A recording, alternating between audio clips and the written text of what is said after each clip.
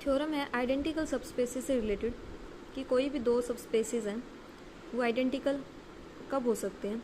एक तो डेफिनेशन की थी कि कोई भी दो सबस्पेस हैं किसी फाइनाइट डायमेंशनल वेक्टर स्पेस के, वो आइडेंटिकल कब होते हैं, जब उनका डायमेंशन भी सेम हो और वो दोनों एक दूसरे के सबसेट हो। आइडेंटिकल होने का मतलब ये है कि दोनों इक्वल कब हो। तो एक तरह से ये भी कह सकते हैं कि कोई भी दो सबस्पेसेस इक्वल कब होते हैं, जब वो एक दूसरे के सबसेट्स हों। तो आइडेंटिकल सबस्पेसेस की एक और डेफिनेशन की फॉर्म में एक थ्योरम दे रखी है जिसका हम रिजल्ट प्रूव करेंगे गिवन डेफिनेशन का यूज़ करके। इस थ्योरम में गिवन है कि F कोई फाइनाइट डायमेंशनल वेक्टर स्पेस है, W1 W2 इसके दो सबस्पेसेस हैं और S1 है वो स्पेनिंग सबसेट है W1 का और S2 स्पेनिंग सबसेट है W2 का। मीन S1 स्पेन करता है W1 को और S2 स्पेन करता है W2 को। और साथ में एक कंडीशन और गिवन है कि अगर S1 के हर एक वेक्टर को हम एक्सप्रेस कर पाएँ S2 के वेक्टर्स के लीनियर कॉम्बिनेशन में और S2 के हर एक वेक्टर को S1 के वेक्टर्स के लीनियर कॉम्बिनेशन में एक्सप्रेस कर पाते हैं, तो ये दोनों सेट यानी दोनों सबस्पेसेस हैं W1 और W2 आइडेंटिकल होंगे, मीन इक्वल होंगे। तो एक और डेफिनेशन आइडेंटिकल सबस्पेसेस की हो जाती है कि किसी फाइनाइट डायमेंशनल वेक्टर स्पेस के दो सबस्पेसेस जिनके स्पेनिंग सेट गिवन है और इन स्पेनिंग सेट को हम किस एक दूसरे के वेक्टर्स के लीनियर कॉम्बिनेशन में एक्सप्रेस कर पाते हैं, तो उस केस के अंदर भी ये दोनों जो सबस्पेसेस हैं W1 और W2 वो आइडेंटिकल होंगे, मीन इक्वल होंगे। तो कोई भी दो सबस्पेस हैं वो इक्वल कब होते हैं, जब वो एक दूसरे के अंदर कंटेन कर जाते हैं, मीन सबसेट हो जाते हैं एक दूसरे के। तो इस थ्योरम के अंदर हमें सिर्फ ये प्रूव करना है कि W1 है वो W2 का सबसेट होगा, W2 है वो W1 का सबसेट होगा। तो जो गिवन है उसका यूज़ करके रिजल्ट प्रूव करेंगे। तो फर्स्ट हम ये प्रूव करेंगे कि W1 है वो सबसेट होगा W2 का। कोई एक सेट दूसरे का सबसेट कब होता है, जब कि पहले सेट का हर एक एलिमेंट दूसरे सेट के अंदर आ जाए। तो इसके लिए हम आर्बिट्रेरी एलिमेंट एज्यूम करेंगे W1 का। एज्यूम कर लेंगे कि W1 कोई आर्बिट्रेरी एलिमेंट है या फिर W ही ले लेते हैं। आर्बिट्रेरी एलिमेंट है W1 सबस्पेस का और S1 जो सेट है वो W1 को स्पेन करता है। W सबस्पेस W1 का एलिमेंट है और W1 को स्पेन करने वाला सेट S1 है।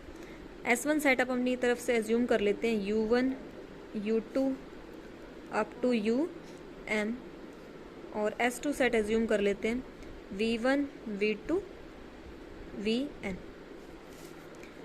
अब ये सेट इसे स्पेन करता है तो W को हम इस स्पेनिंग सेट के वेक्टर्स के लीनियर कॉम्बिनेशन में लिख सकते हैं। मीन W को लिख सकते हैं A1 U1 plus A2 U2 plus up to AM UM।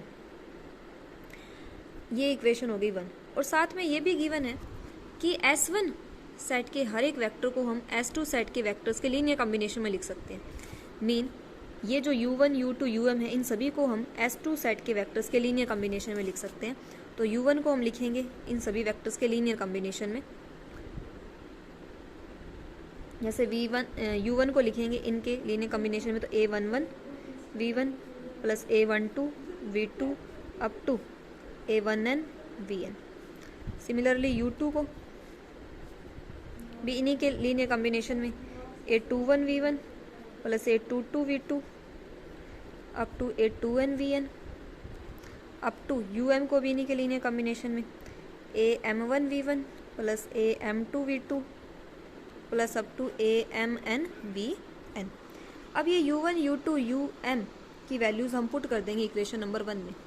तो W इक्वल हो जाएगा A1 इंटू में A11 V1 plus A12 V2 plus up to A1N VN plus U2 की वैल्यू पुट करेंगे तो A2 इंटू में A21 V1 plus A22 V2 plus up to A2N VN plus up to so on AM into में AM1 V1 plus AM2 V2 plus up to AMN VN। अब यहाँ हम ये A1 A2 AM के अंदर multiply कर देते हैं थ्रू आउट, और मल्टीप्लाई करने के बाद में V1 V2 VN ये कॉमन लेके वैल्यूज़ इनके कोफिशिएंट्स लिखेंगे। तो W इक्वल हो जाएगा जहाँ जहाँ V1 कॉमन आ रहा है वहाँ V1 कॉमन लेंगे तो वैल्यू हमें मिलेगी A1 A11 A2 A21 A1 A11 A2 A21 up to AM AM1।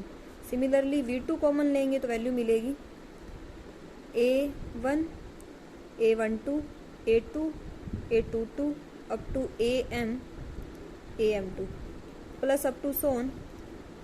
Vn common लेंगे तो वैल्यू हमें मिलेगी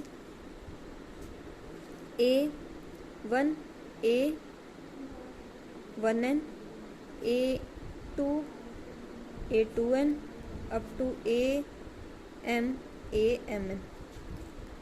एक तरह से ये सारे के सारे स्केलर वैल्यूज़ का एडिशन है, इनको हम नया नाम दे देते हैं W इज इक्वल टू, ये जो स्केलर वैल्यूज़ मल्टीप्लाई हैं V1 V2 Vn से, इनको नया नाम दे देते हैं A डैश V1 या फिर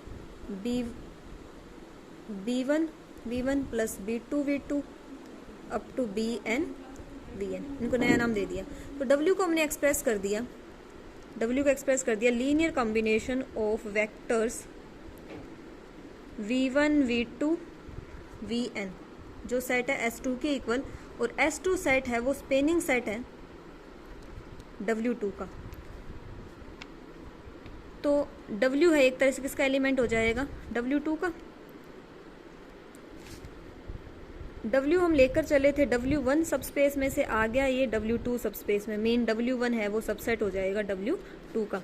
सिमिलरली जैसे ये प्रोसीजर किया वैसे ही हम क्या करेंगे, W2 का एक वेक्टर लेके चलेंगे, W2 का वेक्टर उसको स्पेन करने वाला सेट S2 है तो इनके लीनियर कॉम्बिनेशन में लिख देंगे। फिर S2 के हर एक वेक्टर को S1 के वेक्टर्स के लीनियर कॉम्बिनेशन में लिखा जा सकता है। सेम यही करके लास्ट में हम कंसेप्ट ले आएंगे कि W2 है वो भी W1 का सबसेट हो जाएगा सिमिलर वे में।